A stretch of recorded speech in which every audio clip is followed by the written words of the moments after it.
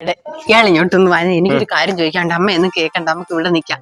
പിന്നെ ഈ 2025 തീരാൻ പോവാ, അറിയാല്ലേ? പുതിയൊരു വർഷത്തേക്ക് നമ്മൾ കാലെടുത്ത് വെക്കാൻ പോവാ.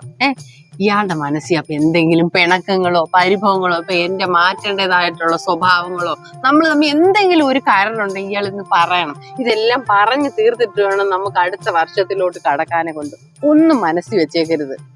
അങ്ങനൊന്നും ഇല്ലടി, എനിക്ക് അങ്ങനൊന്നും ഇല്ല. ഇങ്ങനൊക്കെ അങ്ങ് പോയാൽ മതി, നമ്മളെങ്ങനെ സന്തോഷത്തോടെ. അങ്ങനല്ല ഇയാൾ അങ്ങനെ പറയുന്നെങ്കിലും എനിക്കറിയാം എല്ലാവരുടെയും ഉള്ളിൽ കാണും ഒരു വിങ്ങുന്ന ഹൃദയം. ഇയാൾ പറഞ്ഞു വിങ്ങുന്ന ഹൃദയമൊന്നുമില്ല, മനസ്സിൽ ഒന്നും ഉണ്ടാവാൻ പാടില്ല. ഓ ഇല്ല, ഇങ്ങനൊക്കെ അങ്ങ് പോയാൽ മതി, സന്തോഷത്തോടെ പോയാൽ മതി. പക്ഷെ അങ്ങനല്ല, പറ എന്തെങ്കിലും ഒക്കെ ഉള്ളിൽ കാണാതിരിക്കും. ഇത്രയും വർഷമായില്ലയോ എന്നാ ഉള്ള കാര്യം അങ്ങ് പറയാം.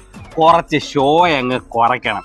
നീ എന്തെങ്കിലും ചെറിയ വഴക്കുണ്ടാകുമ്പോൾ നീ അങ്ങ് ഒച്ചയെടുത്ത് സംസാരിക്കുമ്പോൾ ഞാൻ മിണ്ടാതിരിക്കുന്നത് ഞാൻ ഒരു ഉണ്ണാക്കനായതുകൊണ്ടോ എനിക്ക് നിന്നെ പേടിയുള്ളത് കൊണ്ടോ ഒന്നുമല്ല. ഒരൊറ്റ അടി വന്നു കഴിഞ്ഞാൽ നീ അങ്ങ് തീർന്നു പോകും. പിന്നെ ഞാൻ ഒറ്റയ്ക്കായി പോകുമല്ലോ എന്ന് ആലോചിക്കുമ്പോൾ ഉള്ള ഒരു ഇതുകൊണ്ട് അങ്ങ് ഒന്നും ചെയ്യാത്തതാണ്. നിനക്കൊരു വിചാരമുണ്ട്, ഒച്ച എടുത്തു കഴിഞ്ഞാൽ ഞാൻ അങ്ങ് മിണ്ടാതിരിക്കും, പാവാണ്. പല പല കാര്യങ്ങൾ ഓർത്തിട്ടായിരിക്കും ഞാനൊന്നും മിണ്ടാത്തത്. അത് നീ എൻ്റെ കഴിവുകളായിട്ട് കാണരുത്.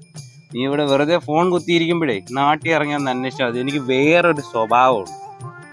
ഒന്ന് പറഞ്ഞാൽ രണ്ടിന് വീടിച്ച് പൊട്ടിക്കുന്നൊരു സ്വഭാവം ഉണ്ടായിരുന്നു. അതിൽ നിന്നൊക്കെ മാറ്റി ഞാനിങ്ങനെ വെറും ഒരു ഉണ്ണാക്കനായിട്ട് ഇരിക്കുമ്പം നീ എന്നെ കയറി അങ്ങ് ഭരിക്കാന്ന് വിചാരിച്ചുണ്ടല്ലോ, അത് നടക്കത്തില്ല. അടുത്ത വർഷമെങ്കിലും കുറച്ച് മാറ്റം വരണം. പറയണ്ടെന്ന് വിചാരിച്ച പിന്നെ നീയായിട്ട് പറയിച്ചോണ്ട് ഞാൻ അങ്ങ് പറഞ്ഞതാ, കേട്ടല്ലോ. ഇതാരും വലിയ മനസ്സിലിരിക്കും. അല്ലെങ്കിൽ വേണ്ട, വെറുതെ വാങ്ങിച്ചു കൂട്ടിയാ പിന്നെ ഞാൻ എഴുന്നേക്കത്തില്ല.